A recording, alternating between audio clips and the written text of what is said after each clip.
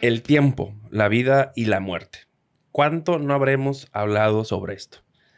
Le ha dedicado el ser humano cualquier cantidad de expresiones a través de todas las herramientas y disciplinas que tiene a su alcance. Sin embargo, en el andar de los días, inmersos en la rutina, pareciera que se nos olvida la presencia de estas. Y por momentos nos sentimos infinitos, con todo por delante. Y es que pareciera que no hay tiempo de pensar, que no es productivo pensar, darse el tiempo a detenerse un momento y salirse de la inercia, bajarnos del metro que nos lleva acelerados a un futuro incierto y dejando atrás un presente que no terminamos por entender. Julio Cortázar lo muestra en su cuento La señorita Cora. Cómo en un breve viaje de metro, ante una aparente e insignificante estimulación, detona una larga historia que termina al momento de llegar a la siguiente parada, que lo obliga a abandonar su imaginación y regresar a la realidad. Cortázar logra vencer por un momento al metro del tiempo y se adueña de él. Ikigai es un llamado a la vida como acción a conciencia del tiempo, la muerte y de las personas que nos rodean, de las posibilidades que tenemos al estar vivos el día de hoy. La antropóloga social y filósofa Remedios Zafra reflexiona al respecto. Concluye que el entusiasmo para vivir requiere de ciertos elementos como la colaboración, la empatía, la compasión y particularmente aceptar que solos no podemos cuidarnos a nosotros mismos. Es decir, revalora la comunidad como una posible respuesta a los actuales problemas sociales. Coincide con Ikigai. Okinawa, Japón, es evidencia de ello en el sitio donde viven las personas más longevas del mundo. Después de un estudio realizado por Dan Wedner en la serie Vivir 100 años, determinó que la colaboración, el cuidarse unos a otros, la alimentación, mantenerse activo y principalmente tener un propósito de vida son aspectos determinantes para la longevidad y para tener un motivo por el cual levantarse con gusto todos los días. ¿Cuál es tu propósito de vida? ¿Qué harías si supieras cuánto tiempo te resta de vida? Bienvenidos a este tercer capítulo del podcast Sapeando al Cuadrado, porque siempre es mejor sapear entre dos que sapear solos. ¿Cómo estás, Javier? Buen día. Muy buen día, buenas tardes, buenas noches. Al momento que nos estén escuchando, pues de nuevo, ya el tercer episodio de Sapeando al Cuadrado. Creo que estamos muy emocionados y realmente agradecidos con la gente que ha compartido, con la gente que ha visto valor en lo que estamos haciendo. Creo que lo conversábamos, Eduardo. Si bien vamos a hablar de ese concepto llamado Ikigai y cada uno de los puntos importantes, ¿no? Un punto muy importante era lo que amabas.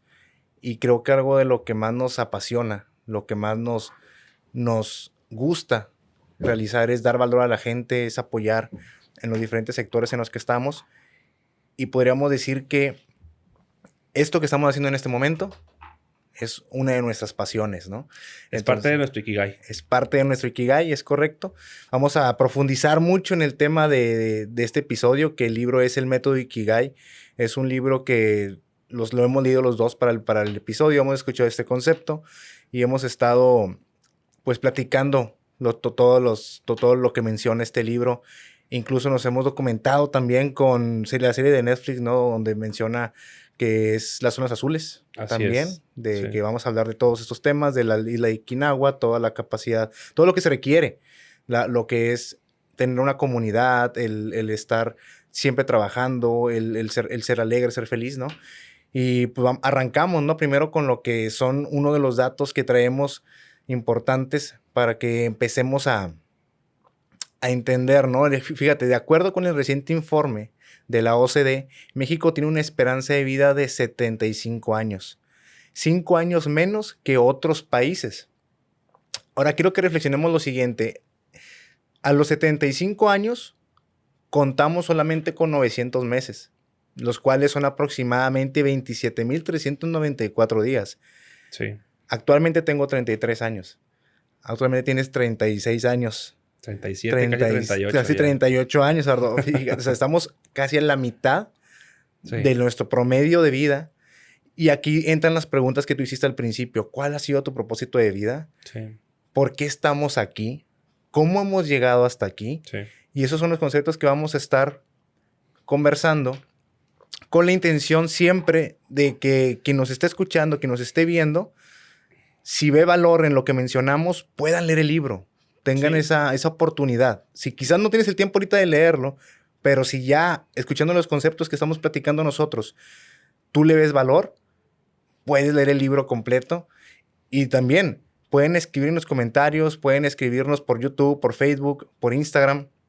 Vamos a estar muy pendientes de ello. Agradecemos a la gente que nos ha estado contactando por esos medios Correcto. para seguir platicando al respecto. Que la intención es platicar, conversar y tener mayor valor.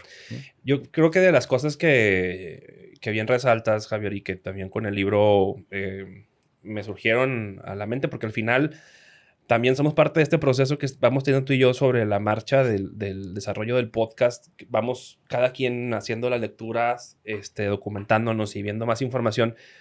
Y sobre esa marcha que vamos haciendo del proceso creativo de este podcast, pues somos también parte de él y nos surgen más reflexiones. Fíjate, justamente ayer que me disponía a ir a casa de mis padres, llegué a una tienda de conveniencia a comprar algunas cosas y al estar ya para pagar en la caja, entra una persona que es un conocido del barrio de hace, pues de toda la vida más bien, no de hace poco, sino de toda la vida.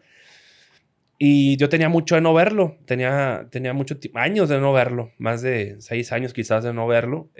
Y entonces nos saludamos como si nos hubiéramos visto el día de ayer. Y pues parte de las preguntas que a veces uno hace siempre cuando se topa con una persona que tienes tiempo de no verlo es, bueno, ¿tus papás cómo están, no? Entonces, los papás de él toda la vida han tenido una tienda de barrio ahí en donde vivían mis papás, en la colonia. Entonces le pregunto, ¿y tus papás cómo están? Y me dice, oye, pues bien, pero mi papá falleció hace un año y medio, me dice él. Yo no estaba enterado. Y entonces de las cosas que le digo, oye, pues primero, pues, lo lamento mucho porque no estaba enterado que tu papá había fallecido hace año y medio. Pero realmente sí me consternó porque era una persona que yo, pues toda mi infancia, hasta parte de la adolescencia y adultez, o ya como adulto, pues tuve oportunidad de convivir con él. Y dentro de las cosas que me decía, dice, bueno, pero afortunadamente no sufrió mucho en sus últimos días. Y dice él con cierta alegría, dice, creo que tuvo una buena vida, me dice él. Y yo la verdad, más allá por un tema de consuelo ni nada, lo decía de manera genuina. Digo, realmente tu papá en la vida la dedicó realmente a la tienda, al menos en lo que se refiere a la parte de la profesión. Pero realmente era un buen tipo. O sea, era un tipo muy amable, era un tipo muy dedicado a lo que hacía, un tipo muy respetuoso, siempre con una actitud de atender y servir. Y eso se transmitía muy rápido, ¿no? Era muy evidente. Y yo lo que le dije, yo creo que tu papá realmente fue una buena persona en lo que yo pude coincidir con él. Y creo que pocas personas pueden decir lo contrario. Y hoy también a la mente esta parte de la vida, el tiempo y la muerte y también lo que hacemos al respecto. Y creo que en el caso de él, coincidimos los dos, tanto él como yo, realmente tuvo una buena vida, ¿no? Y son cosas que nos quedan pensando, por eso tomaba como referencia el cuento de Julio Cortázar, que parte también de la literatura, lo que nos ayuda es a plantear esas reflexiones que a veces no encontramos en la vida diaria, en el cotidiano, nos ayuda a salirnos un poquito, como mencionamos, bajarnos de ese acelere, bajarnos de ese metro que va a toda velocidad y pensando un poco en el contexto de Ikigai. O sea, imagínate bajarte de ese metro de Tokio a esa velocidad a la que va, poder bajar las revoluciones y tener ese momento de poder pensar.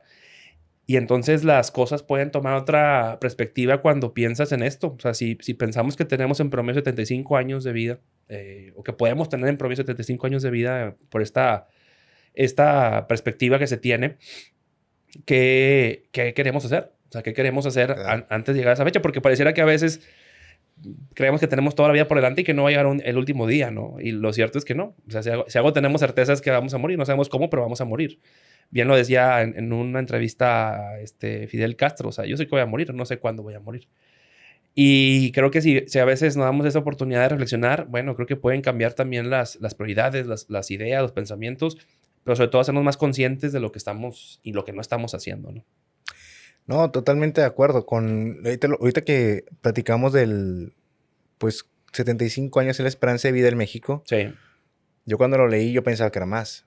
Yo también. Lo leo y me llega un choque de realidad en el cual digo, tengo la mitad, o sea, casi la mitad de mi vida ya fue vivida. Y empiezo a cuestionarme, ¿estoy realmente donde quiero estar? Sí. ¿He logrado lo que me he propuesto? Y si no lo he hecho y soy una persona o sea, que piensa de esta manera, no lo he hecho, ¿cuándo lo vas a hacer? Sí. Si no es ahora, ¿cuándo, verdad? O sea, Sí. esa es la pregunta que creo que me ha marcado de mi vida y la aprendí cuando estuve en la parte del coaching, si no, o sea, ¿hasta cuándo, no? Sí. ¿Cuándo vas a soltar esos miedos, incertidumbre que existen y que quizás por miedo no te atreves a realizar todas las cosas que quieres hacer? El viaje a donde quieras, como te acabo de mencionar, yo ya lanzarme el paracaídas, tengo años queriendo hacerlo, no lo he hecho, ya estoy en eso, ya lo voy a hacer el próximo mes, vivir experiencias diferentes con el fin de que cuando vuelva a notarlo, porque no todo el tiempo estoy pendiente y no quiero estar pendiente de la muerte, digo, yo sé que va a pasar, pero quiero que sea un pensamiento lejano de mí, porque va a llegar en cualquier momento, o sea, no tengo por qué pensar en eso. Sí. El día que llegue, pues ahora sí, cuando llegue, haya hecho al menos lo que las cosas que me haya propuesto. Y es que antes de pensar justamente y compartirles esta historia también de la serie de Netflix que pueden encontrar de Carol y el fin del mundo, antes de pensar si estás o no estás haciendo, también una pregunta que puede ser muy profunda es ¿qué quieres realmente hacer? O sea, ¿Qué quieres realmente? de hecho, esta serie me llama mucho la atención. No he terminado de verla, ni mucho menos porque pues, recién la descubrí. Pero me llama mucha atención esta serie porque parte de una premisa muy interesante. Tienen ya claro cuándo va a ser el fin del mundo. Va a haber un acontecimiento que va a acabar Catastrófico, sí, ¿no? catastrófico. Va a acabar con la humanidad. Y entonces la serie plantea esta idea donde la gente empieza a tomar cartas en su vida y dedicarlos el siguiente tiempo a ciertas cosas que quieren hacer. Temas desde que ves unos adultos mayores que se pasan en cruceros, inclusive andan sin ropa todo el tiempo, gente que se decide irse de viaje, gente que se decide estar consumiendo drogas. Es decir, te pone un abanico interesante que creo que también tiene mucho que ver con el contexto actual, ¿no? De ciertas cosas sociales interesantes. Pero el personaje principal, que es Carol, a diferencia del resto, no no sabe qué hacer. O sea, realmente ya no sabe qué hacer. Y ella lo que sigue haciendo es trabajar. O sea, de hecho, Sigue su rutina. Sigue su rutina. De hecho, como ya no hay trabajo donde ella estaba anteriormente, se pone a buscar a buscar trabajo y encuentra un edificio donde están trabajando, pero no saben para qué. Simplemente están trabajando. Entonces, la gente todos los días va como una rutina normal a seguir trabajando, haciendo papeleo, trabajo de oficina, ordenando archivos y demás, y dedican el tiempo realmente a eso. Y es donde Carol realmente encuentra un alivio, porque sí estaba desesperada por no tener trabajo. Entonces, dentro de las reflexiones que plantea es, bueno, pues realmente, y le preguntan a los papás, pues haz lo que quieras hacer, y realmente ella no tiene respuesta. Lo único que tiene respuesta por el momento es, pues, trabajar. Y lamentablemente podemos hacer la pregunta hoy en día, y posiblemente más de uno va a decir, oye, pues yo también no, fuera del trabajo y mis responsabilidades, no sé qué más quiero hacer. Y pasa mucho, Javier, cuando nos toca esta generación actual de personas que se están jubilando después de más de 30 años de labor, que terminan jubilándose y entran en un proceso psicológico o emocional muy fuerte donde no saben qué más hacer porque realmente dedicaron toda la vida al trabajo y se convirtió en el centro de ellos, en la parte de lo que los motivaba, lo que los hacía sentir bien, útiles y demás. Y fuera del trabajo no encuentran un camino más. Y es un tema porque por eso la relevancia que realmente nos pongamos a pensar al respecto y que vayamos también teniendo en consideración esto para el día de hoy y también pensando en un futuro.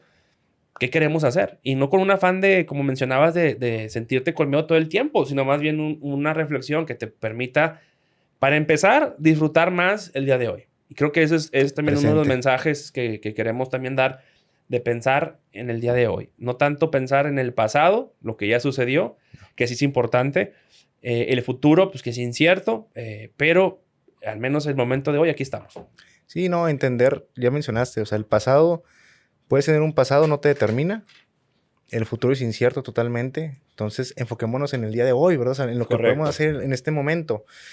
Y creo que es un estado del ser que no es sencillo de llegar. No. Bien, entrando en lo que es el método Ikigai, en el libro, en los conceptos, es una palabra japonesa. Si te fijas, el método Ikigai, o Ikigai la palabra, se puede traducir como razón de ser o como propósito de vida. ¿Qué es lo que te hace que te levantes todos los días en la mañana? ¿Cuál es tu motor? ¿Qué es lo que te impulsa? ¿Cuál es tu pasión, tu motivación? ¿Qué es eso por lo cual te levantas y sales a hacer lo que haces, al trabajo, a realizar tus actividades, tus hobbies? Este concepto japonés parte de otros cuatro conceptos muy importantes, que el primero sería lo que amas, ¿sí? Lo que amas realmente, estás haciendo lo que amas, lo que el mundo necesita, en lo que se te puede pagar también de manera económica y en lo que eres bueno. Estos 4 puntos importantes, es una imagen de 4 puntos importantes, donde también hablamos de pasión, misión, profesión y vocación. Hablamos de esos 4 conceptos y dentro, y en el centro, se encuentra Ikigai, que es el propósito, la razón de ser. Y hay uno muy interesante, fíjate, en donde convergen lo que es, en lo que eres bueno, lo que amas y lo que el mundo necesita, está el punto donde dice deleite y plenitud, pero sin riqueza, ¿sí?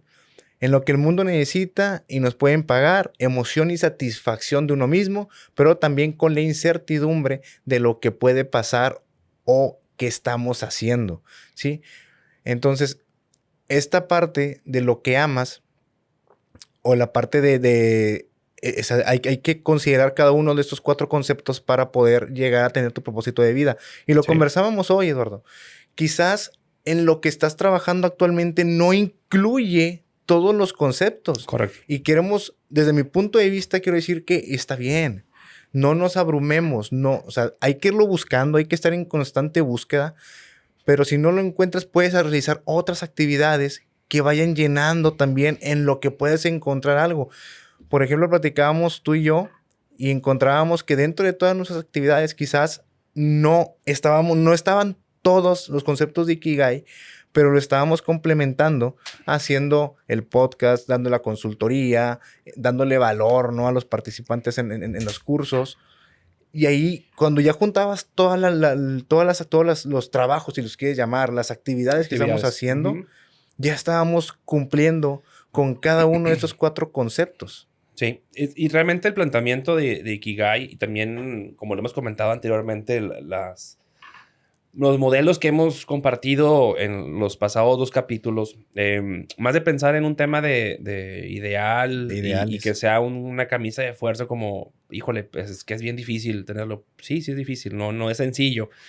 Lo que queremos más bien plantear es enfoques, perspectivas, porque no quiere decir que todos tengamos Ikigai o que todos tengamos Ikigai y que ya tengamos claro para nada. Estamos todavía en la Pero búsqueda. no olvidemos, somos como decía un doctor con el que tuve oportunidad de coincidir, somos una obra en construcción constante. Entonces, fíjense lo interesante. Estos tres elementos fundamentales. Lo que amas, identificar realmente qué es lo que amas en tu vida, que, ojo, puede cambiar con el tiempo. Y creo que es normal y se espera que cambie con el tiempo. Lo que el mundo necesita, en lo que se te pueda pagar, que es la parte financiera que tampoco dejamos de lado. No podemos dejarla de lado. Pues al final de cuentas estamos en un mundo donde ocupamos tener dinero para poder tener cuestiones, ¿no? Y en lo que eres bueno. Ya de entrada esas 4 preguntas son sumamente interesantes. Realmente preguntarnos qué es lo que amamos hacer, qué es lo que el mundo necesita que podemos darle nosotros al mundo, que se nos pueda pagar y también en lo que seamos buenos. Son 4 puntos interesantes donde van convergiendo entre ellos para hacer este ejercicio. Además, con la parte de la pasión, con la parte de tu misión, con la parte de la profesión y la parte de vocación. Y algo que te comentaba cuando veía yo este esquema, al ver la forma de converger estos puntos, creo que al menos lo que me ha tocado en el mundo empresarial, poder tener experiencia, y también los jóvenes que tenemos oportunidad de convivir con ellos por también nuestra labor de la parte de la docencia, es que mucha gente mayoría lo que aspira por el momento es, quiero trabajar de lo que estudio o estudié y que se me pueda pagar por ello. Y eso, y uno diría, bueno, pues claro que sí, ¿no? O sea, por supuesto, o sea, debería ser algo esencial, básico, que tú estudiaste en cantidad de tiempo, te preparaste, lograste obtener esos estudios, esa preparación, y pues quieres entrar a trabajar en algo que puedas aplicar lo que aprendiste y tengas una remuneración económica. Pero cuando platicamos sobre esto, Javier, y nos quedamos pensando los dos, y yo me quedé pensando personalmente, realmente, ¿cuántas personas pueden decir que trabajan en lo que estudiaron y que les pagan por ello? Y deja tú, si le quieres agregar una variable adicional y les gusta lo que hace. Y les gusta lo que hace, sí, lo platicamos. Cada vez he escuchado más comentarios y estudios donde dice que la gente, gran cantidad de personas, no trabajan en lo que estudiaron y aparte no les gusta lo que hace. Entonces, es un tema interesante de preguntarnos realmente qué estamos haciendo. Y no es tanto por el hecho de decir, oye, pues voy a renunciar a mi trabajo y No, voy claro a... que no. No es tanto por ese lado. El tema es qué más cosas puedo hacer para llenar justamente esa parte de la pasión de lo que amas y que puedas encontrar un equilibrio. A lo mejor recuerdo, por ejemplo, un capítulo, no sé si te acuerdas, de la serie de Malcolm in the Middle, que el papá de repente en un momento entra como una especie de crisis y le dice a su esposa, hoy quiero pintar. Y entonces le dice, bueno, adelante. Entonces se encierra en el sótano y empieza a hacer pintura y demás y se siente contento sin dejar el trabajo. Entonces, también es parte de lo que queremos plantear, más allá de encontrar ese trabajo ideal o de actividad ideal, veamos el trabajo solamente como un elemento de la vida, pero qué otros aspectos que nos llena, y no solamente en lo laboral, sino en la pasión, en nuestra misión en la parte de la vida, qué cosas adicionales estamos o podemos hacer y queremos hacer para sentirnos más realizados en todos los aspectos, ¿no?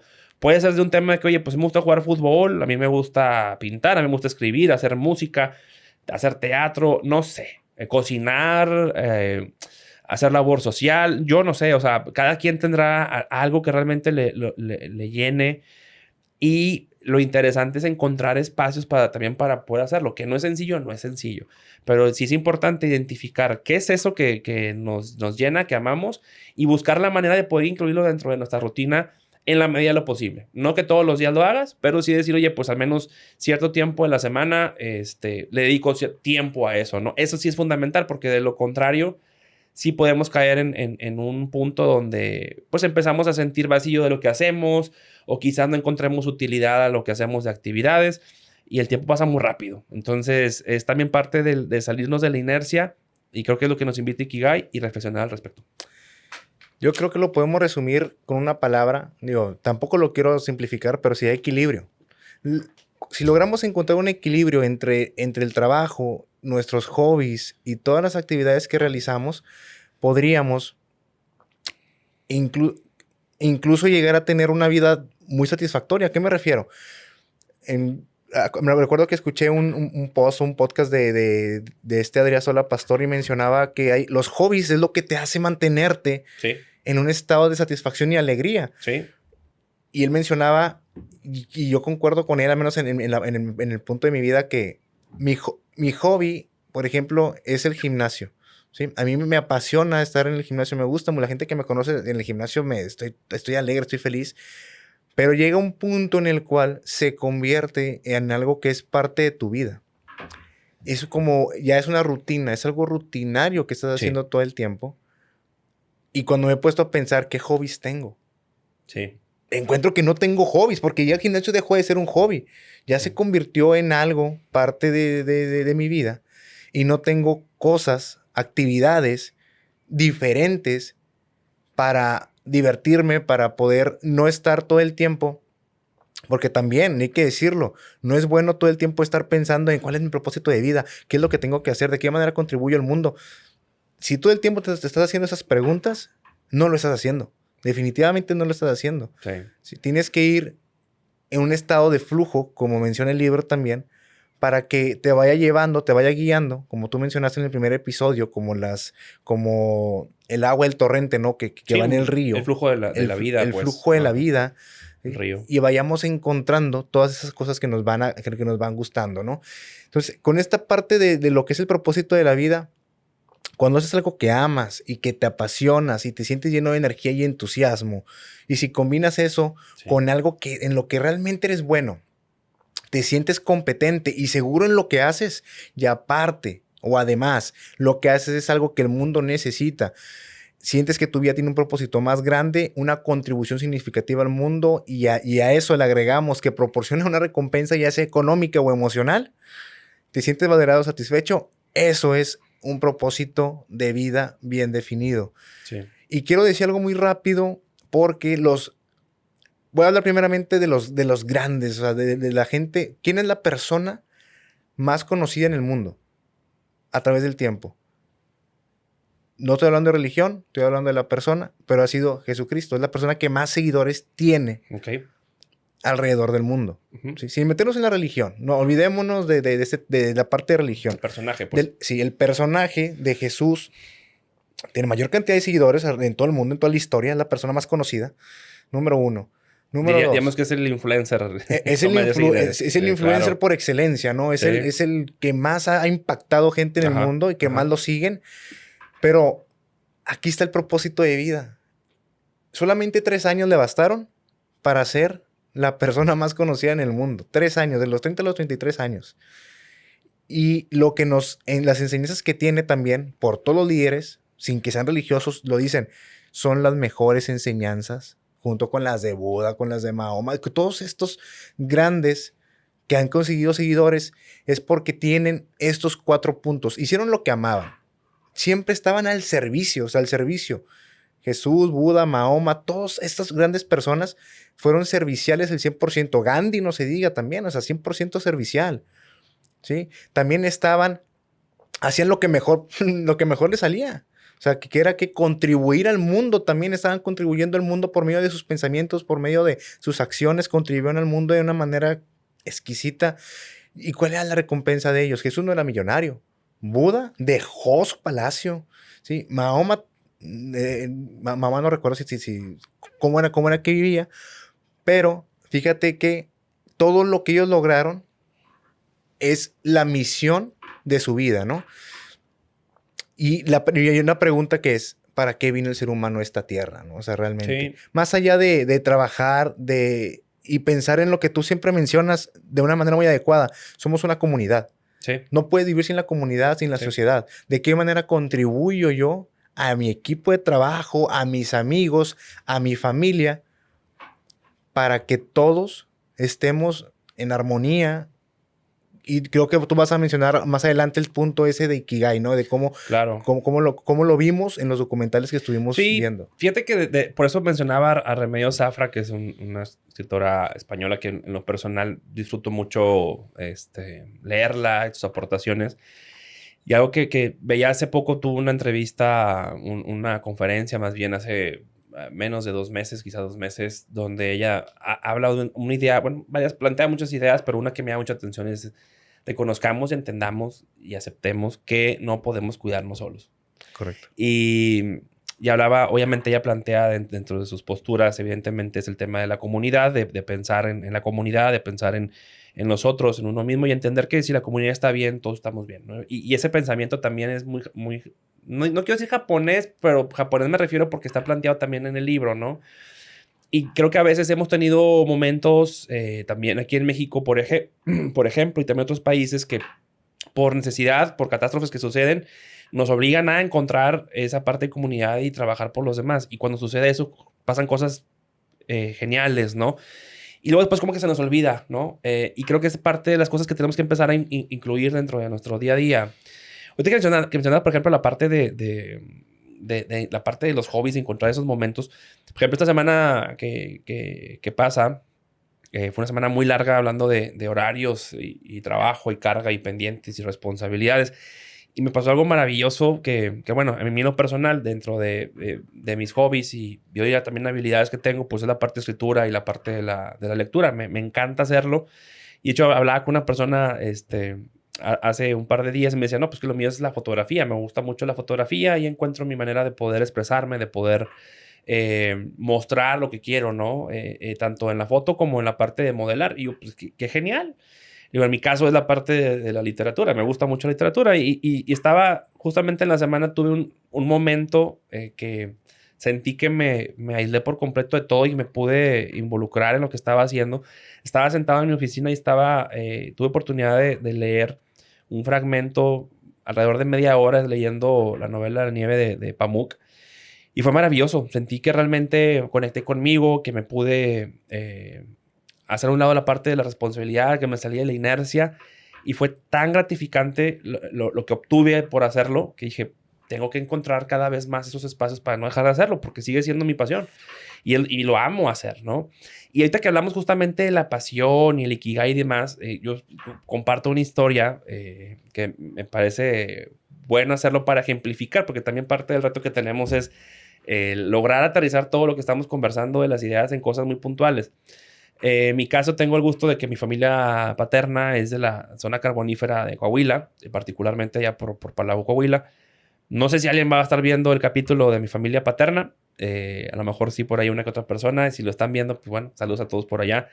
Y me ha dejado muchas enseñanzas realmente el poder interactuar con ellos, estar allá en esa zona que es muy particular. Y recuerdo algo que me marcó mucho y me vino mucho a la mente cuando estaba leyendo el libro. Yo tenía, yo creo, unos 15 años o menos quizás. Y entonces llegamos a casa de uno de mis tíos, hermano de mis papás. Pues la verdad que mis tíos son tipos fuertes, grandes, ¿no? Y recuerdo mucho que llegué justamente a casa de él. Iba con mi papá caminando, llegamos a casa de mi tío. Y pues es un ejido. Entonces estaba mi tío en un corral ahí en su casa, un corral grande. Y estaba, lo recuerdo perfectamente, estaba en medio del corral luchando contra un caballo bronco. O sea, era un caballo bronco y lo tenía agarrado del cuello y el caballo forcejeaba. Y mi tío se agarraba de él y se tiraba al suelo, no con el caballo, pero él se dejaba caer con toda su fuerza para agarrarse al caballo y forcejeando. Y nos quedábamos mi papá y yo serios, en silencio, viendo aquello. Yo estaba impresionado, yo estaba con la boca abierta viendo esa escena de la fuerza de ambos y el valor de mi tío para hacerlo, pero no se le veía un rostro con miedo, se le veía un rostro con fuerza, con pasión, con determinación.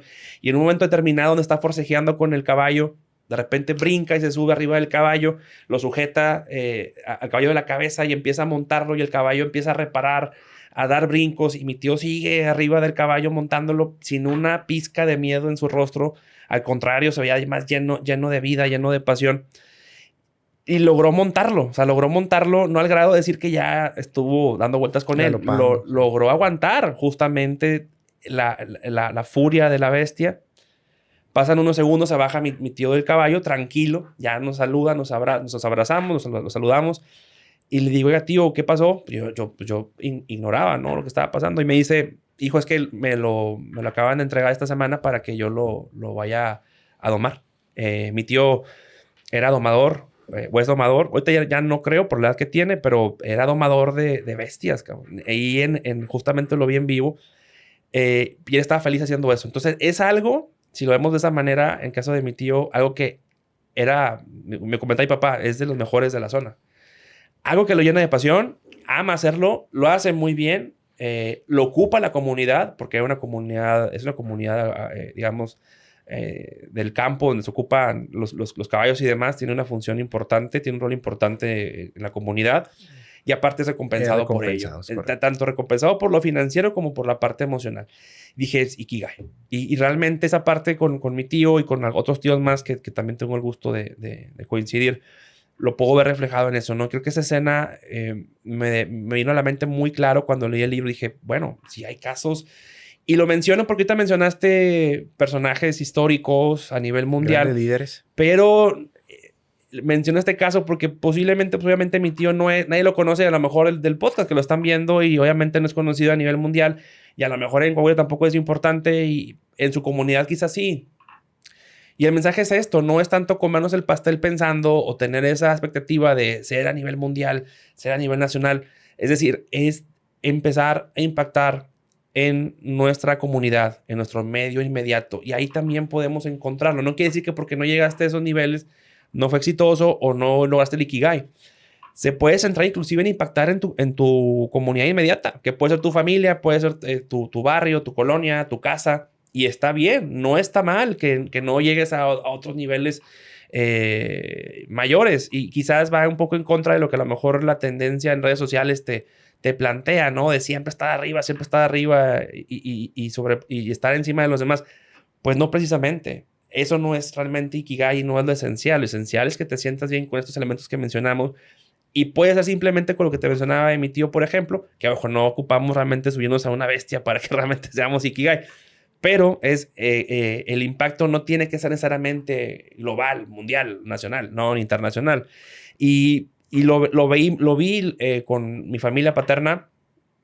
Además de ello, que cabe señalar que también lo veía con más personas porque en la zona carbonífera, en cierto momento de sus vidas, ahorita ya no es así, pero en ciertos momentos de su vida, cuando había eventos de monta de toros y caballos salvajes, eran reconocidos como de los mejores jinetes de la zona.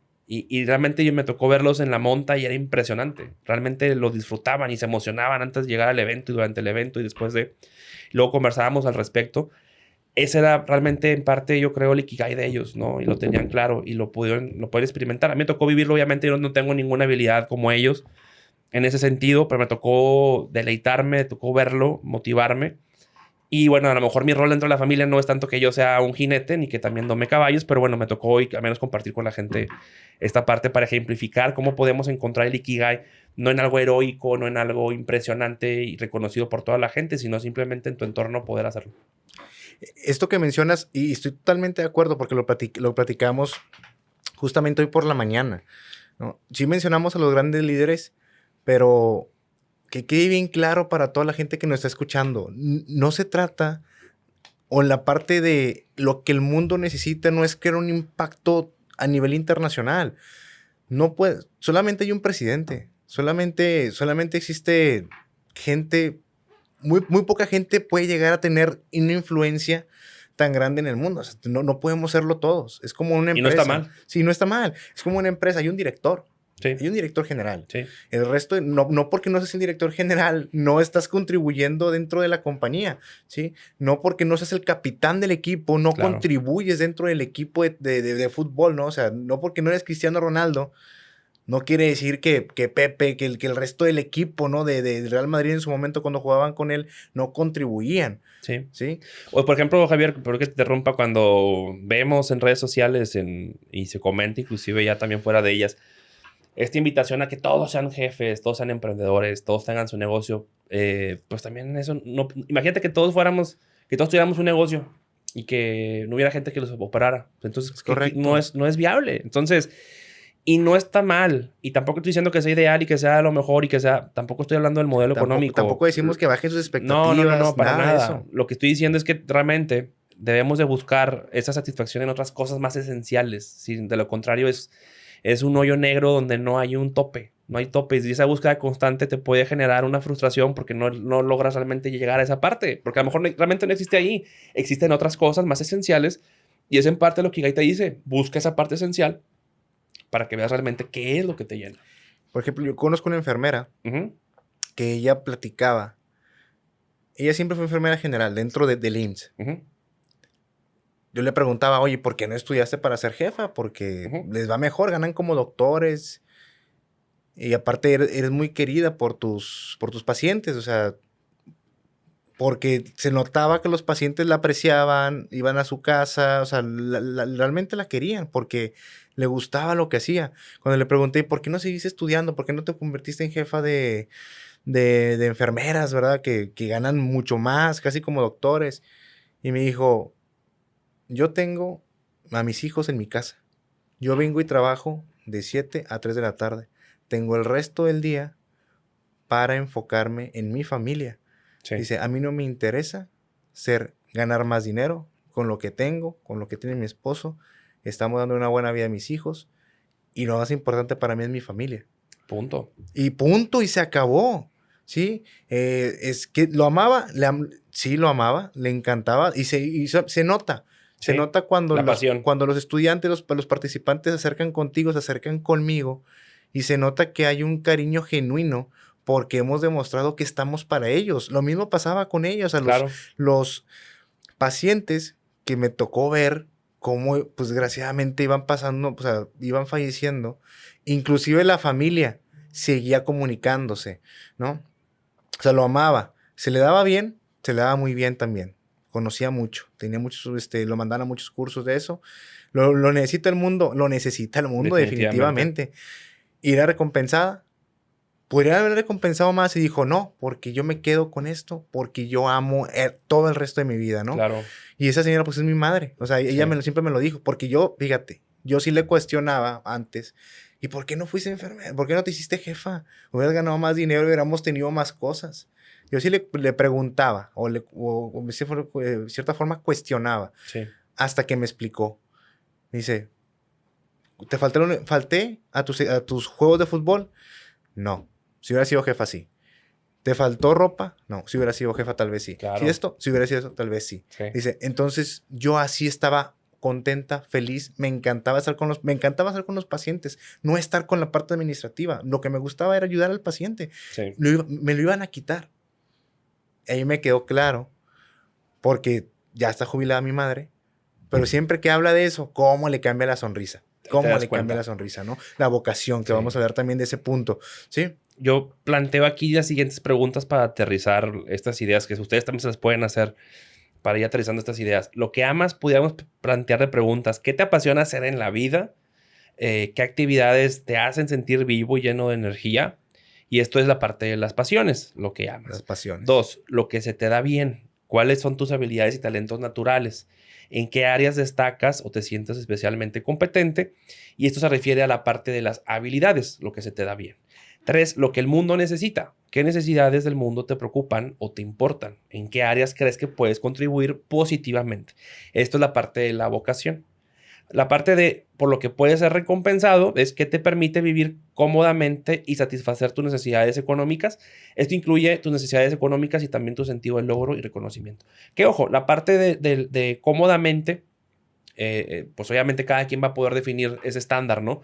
Y es parte de lo que tenemos que trabajar cada quien de expectativas, pero pensando siempre lo que tu mamá mencionaba muy bien, el equilibrio. O sea, es decir, pues yo a lo mejor premio mucho la parte económica, pero descuido la parte familiar. Y a lo mejor también descuido también la parte de mi salud y la parte de mis amigos las descuido y pondré la parte económica. Bueno, pues cada quien va a encontrar esa parte de equilibrio, Y va pero hay que cambiando hacerlo. con el tiempo. Con el tiempo va cambiando. Con el tiempo va cambiando. Platicábamos tú y yo hace tiempo. O sea, tus prioridades van cambiando. Sí. No es lo mismo cuando tienes 20 años o cuando tienes 30 o cuando tienes una familia, cuando Claro. ya llegan los hijos, Sí. que es la etapa que tú estás viviendo. Con tus prioridades cambiaron totalmente. Y lo he visto porque yo estuve contigo antes Sí. y he estado contigo ahorita después de tener a Lalito, ¿no? O sea, tus prioridades han cambiado bastante y me has dicho, hola, no, Javi, porque voy a hacer esto. Cuando antes me decías, sí. Y obviamente yo lo veo y digo, hay prioridades. O sea, Claro. han cambiado para bien, ¿no? Y fíjate, antes, quiero decirle a la gente lo siguiente, antes de querer buscar el propósito de vida, ¿por qué me levanto todos los días? Todas las cosas que las vemos muy superficiales, primero trabajemos en nosotros mismos. Hay una parte de desarrollar relaciones, pero no vas a poder desarrollar ninguna relación con nadie, hablando ni de, o sea, ni relaciones amorosas, relaciones de amigos, si no tienes una relación contigo. Entonces, lo primero es aceptarse a uno mismo o sea, incondicionalmente, ¿no? Aceptar total responsabilidad. No podemos echar culpas. Lo que hemos hecho, lo hemos hecho por algo. Hemos llegado hasta donde estamos por las actividades y por todo lo que hemos realizado anteriormente, por nuestro pasado. ¿Qué vamos a cambiar si no estamos donde queremos? Aprender a perdonar, aprender a perdonarnos, llenar la mente de pensamientos positivos, fijarnos metas, ideas, valores, cuidar nuestro cuerpo es muy importante y practicar la bondad, la paciencia y la tolerancia, ¿sí? Y dentro de esto, ahora sí tú mencionas una palabra que es la pasión. ¿Cómo podríamos explicar la pasión en términos más sencillos? Fíjate que estuve buscando como definiciones así muy concretas y realmente lo que encontré en el diccionario, si alguien quiere hacer el ejercicio, hágalo. búsquelo en el diccionario a ver qué le aparece como pasión, pero yo no encontré nada relevante, al menos para mí, en mi expectativa. No me dio mucha luz. Y si yo al menos, si pudiera definir hoy en día para mí qué es pasión, creo que es un conjunto de emociones que convergen entre ellas Que mismas, convergen. que a mí me da gasolina para avanzar. Me da gasolina, es lo que me hace moverme. Sin esa pasión que encuentro en esas emociones, no podría Que moverme te a generan un hacer. cosquilleo, ¿no? Un cosquilleo, ganas de hacer las cosas que me empujan. Y me recuerdo mucho de una frase de una película española de Los Amantes de Círculo Polar, que dice una parte del diálogo, dice, si se me acaba la gasolina, muero. Le dice un personaje a otro, ¿no? Y se refiere a la pasión, se refería al amor. Creo que la pasión es amor, es emoción. Puede ser también miedo, también puede ser frustración, puede ser también ansiedad, pero es ese conjunto de emociones que te hace llenarte de gasolina para empujarte a hacer algo, a actuar, a moverte, a seguir adelante. Para mí eso es pasión. No, y soy totalmente de acuerdo contigo. Fíjate, el miedo, esa palabra, últimamente me ha funcionado a mí mucho de gasolina, como lo mencionas sobre motor. ¿A qué me refiero con esto? Cuando algo me da miedo, más lo hago. ¿Sí? Cuando Está algo me bueno. da miedo, más lo hago. Hablo de cosas, de realizar, de arriesgarte a hacer el negocio, de arriesgarte a hablarle a una persona, de arriesgarte a la incertidumbre. No hablo de que si me da miedo ir a 250 kilómetros por hora en el carro. Digo, eso ya no es miedo. O sea, ya no es Claro. romper el miedo. Eso es estar exponiendo tu vida totalmente, ¿no? Sí. Entonces, lo estoy utilizando de motor. O sea, todo es cuestión de enfoque. ¿Cómo lo enfocamos? Si tú ves cosas que te dan miedo o tienes algún tipo de incertidumbre y lo transformas como un motor para lanzarte, Ujú. cada vez se hace más sencillo. Cada vez se hace más sencillo. La primera vez que lo haces te cuesta trabajo, la segunda vez te cuesta menos, la tercera menos, la cuarta menos y llegas a un punto en el cual ya no cuesta trabajo realizarlo. Hablar en público. La primera vez que lo haces en público me imagino que estabas lleno de miedo. Sí. La segunda vez un poco menos, la tercera vez fue más natural. Y ahorita que cuando nos toca hablar en público o nos toca estar en el podcast, Claro.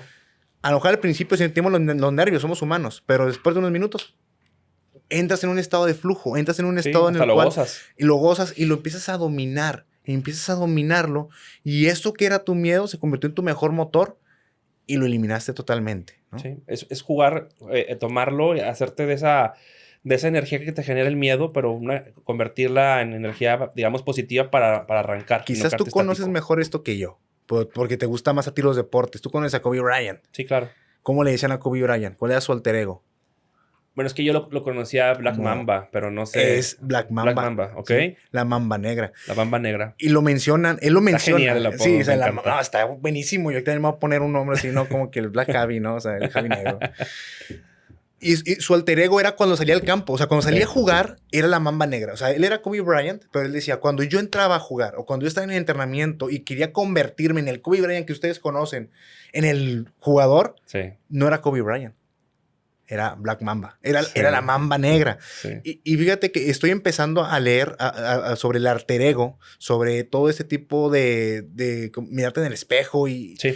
Porque dicen que funciona. Yo no lo he probado, pero dices, puedes crear un alter ego para cuando te vas a subir al escenario Claro. y convertirte en, no sé... En, Claro.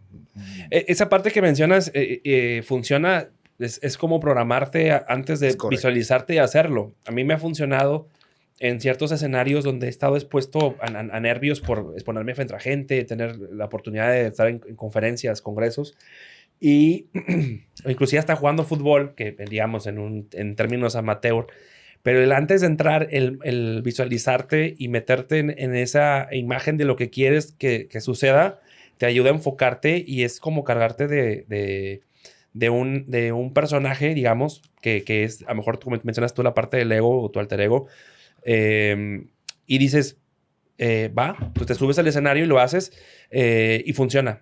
Funciona definitivamente el poder visualizarte y poder ver realmente cómo quieres que sean las cosas para que cuando lo hagas ya estés programado para hacerlo. Ya viste cómo puede ser y eso ayuda mentalmente a la persona a realizarlo. Se comentó mucho hace tiempo cuando fue la selección de México de fútbol con Ricardo Lavolpe, que hicieron un gran trabajo de psicología y gran parte del trabajo era visualizar a los jugadores logrando lo que querían lograr. No particularmente el éxito. Oye, yo voy a enfrentar a Argentina, sí, vamos a hablar sobre eso. ¿Cómo te ves? ¿Cómo va a ser? ¿Cómo vas a marcar al jugador? ¿Cómo vas a reaccionar? ¿Cómo vas a festejar un gol? Y todas esas cosas es programación y te ayuda mucho a esa parte de los miedos y esas barras que a veces tenemos a poder enfrentarlas de una mejor manera. Fíjate, ya hablamos mencionamos la parte del alter ego. Y retomando el punto de Ikigai, una de las preguntas más importantes que gustaría compartir aquí, que nos contestaras, Eduardo, primero es, ¿qué te motiva a levantarte cada mañana y a liderar a tu equipo? Sí. Son preguntas que ocupamos conocernos bien. Claro. Y si sabemos responderlas de una manera que nos sintamos satisfechos con ella, ya estamos en un buen camino. Me atrevería a decir que más del 90% menos del 90% de la gente tiene esa claridad de por qué me levanto cada mañana y hago lo que hago. Voy al trabajo, voy al gimnasio, estudio, leo, hago teatro. ¿Por qué lo haces? ¿Cuál es más allá de una remuneración económica, de pagar simplemente tus facturas, lo que hace que todos los días estés haciendo eso? Puede ser un hijo, tengo hijos, pero también que no se quedara ahí, ¿no? Sí. Porque si no se vuelve una responsabilidad sin visión. Sí. Es una responsabilidad meramente mecánica por el trabajo. Yo tengo que lograr este resultado y ese es mi objetivo. Tengo que pagar deudas. Claro. Y también dentro de la empresa. Me están pidiendo que logre esto y pues simplemente alcanzo el resultado y ya. Creo que la parte de cuando hablamos pensando en esto, desde el liderazgo, que es también parte de lo que hemos conversado, capítulo 1 y capítulo 2 del podcast, tiene una doble responsabilidad, porque realmente lo hemos dicho y estoy convencido de ello. El liderazgo es una responsabilidad, no es un premio, es un privilegio. Es un privilegio que tienes y te requiere más todavía. Entonces, como líder tienes una doble responsabilidad. Ocupas tener tu Ikigai, digamos, en este caso, tu propósito de por qué quieres ser líder, pero primero el tuyo. Primero el tuyo.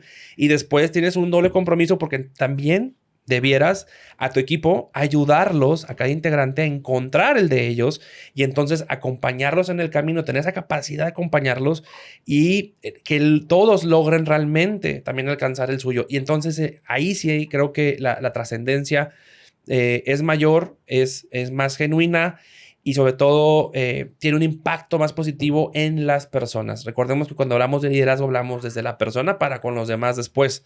Entonces, me parece que aquí el término Ikigai tiene un punto muy importante aterrizándolo a la parte de su equipo de trabajo. Es el líder encontrar el suyo internamente para entonces sí después buscar acompañar al equipo, guiarlos para que cada uno de los integrantes del equipo también logre el suyo. Es que si el líder no tiene claro su propósito dentro de la compañía, no va a poder lograr que el resto del equipo sienta la emoción, la pasión de hacerlo. O sea, si tú eres un líder que no te convences lo que estás haciendo dentro de tu compañía, no vas a lograr que tu equipo se convenza.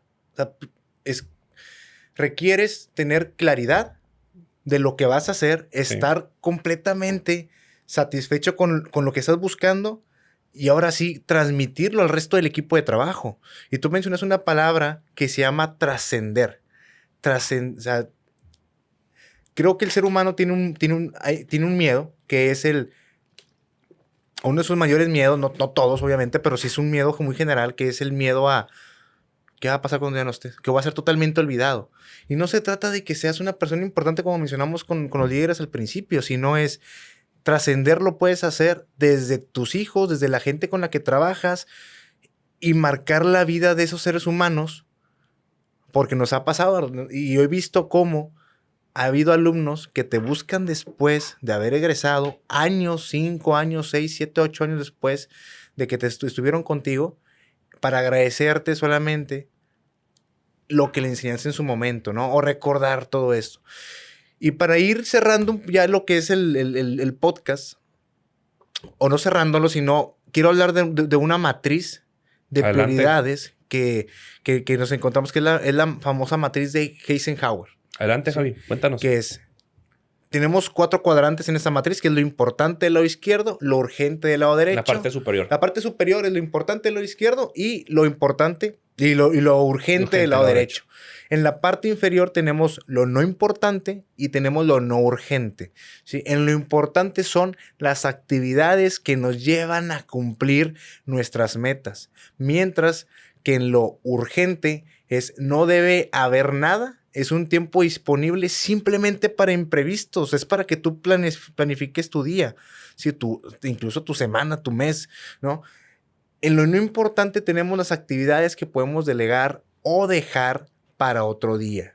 O sea, es muy importante también aprender a delegar las actividades. Y por último, que es en la parte no urgente, las tareas que podemos desechar que no requieren de nuestra atención. Imagínate comenzar el día haciendo este ejercicio. Tengo estos 10 pensamientos que me abruman todo el tiempo y de esos 10 decir, en lo personal y laboral, claro, realmente qué es importante, qué es urgente, qué no es importante y qué no es urgente. Empieza a priorizar, ¡pum!, enfoque. Te ayuda, es una herramienta que te ayuda a tranquilizar quizás esa acelere que traes de repente y a priorizar tu día y llevarlo con una mejor manera.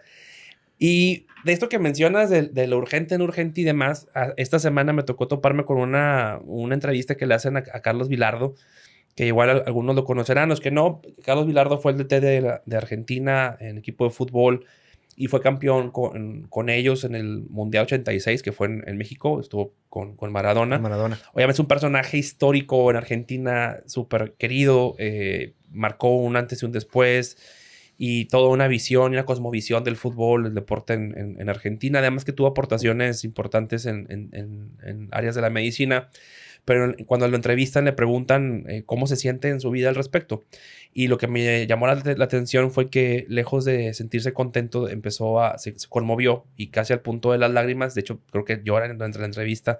Sí, me lo mandaste. Llora en la entrevista. Y dice, vi la vida pasar. Vi la vida pasar por enfocarme en estar siempre arriba, por enfocarme en el fútbol y dedicarle el tiempo a la medicina. Dice, vi la vida pasar, dejé de vivir muchas cosas. Y entonces lo conversábamos tú y yo.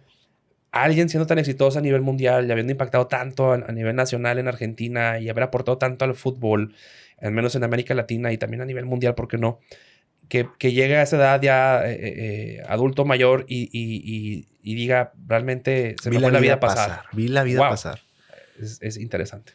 No, sí, tú me mandaste el video hace un par de días y te escribí en ese momento, si Vilardo, que tuvo toda una vida, se podría decir que una vida llena de éxitos laborales, porque no conocemos el resto, y al final de su vida menciona, vi la vida pasar, te puse en el mensaje, ¿qué estamos haciendo nosotros? O sea, ¿de qué manera lo estamos? ¿Cómo lo vamos a contar? O sea, yo sí me puse a pensar, ok, voy a tener 65 años, quizás voy a tener nietos, si Dios quiere, o voy a tener gente, ¿qué les voy a decir? Y una pregunta que me hicieron hace poco, que me hizo una muy buena amiga, es, si tu vida fuera una película, ¿sería una película que te sentarías a ver? Sí. O sea, ¿te interesaría ver tu propia película? Y si te fijas, es muy interesante porque pues tú te la sabes. Si ahorita dices, no me interesa, está llena de tristeza, está llena de apatía, está llena de cosas aburridas. Sí. Entonces, ok, el pasado.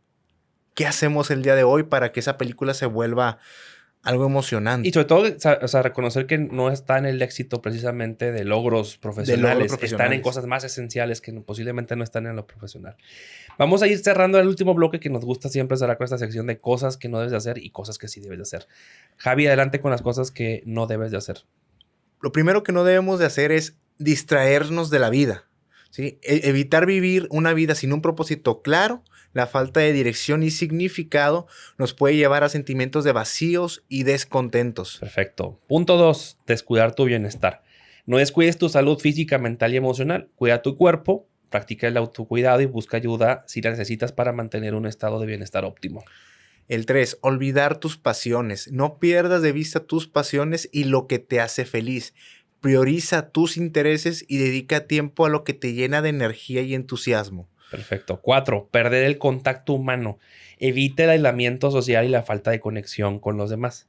La conexión con los demás es fundamental para la felicidad y el bienestar emocional. Fíjate el 5. O sea, perder de vista el presente. No te obsesiones con el pasado o el futuro en detrimento del presente. Vive el momento presente y encuentra alegría en las experiencias cotidianas. Con eso quiero recordar al maestro Oogway de Kung Fu Panda, que menciona lo siguiente: el ayer es historia, el mañana es un misterio, pero el hoy es un obsequio, por eso se llama presente. Perfecto. Cosas que debemos de hacer, bueno, creo que ya es fácil entenderlo cuando lo partimos de las cosas que no. Lo que sí es descubrir tus pasiones, dediquen tiempo a pensar al respecto, qué es lo que les apasiona, sean el jardinero de sus relaciones significativas. Ustedes siembren, cultiven relaciones profundas, significativas con familiares, amigos y colegas. Busquen el equilibrio, busquemos priorizar el equilibrio entre trabajo, descanso, tiempo de ocio, tiempo para uno. Caminar es crecer, no olvidemos esto. Así que recordemos que en la vida, el seguir avanzando nos da oportunidades de aprender nuevas cosas, de crecer también, aprender de los errores y también mejorar, de ser cada vez mejores en función de esto, seguirnos preparando y demás.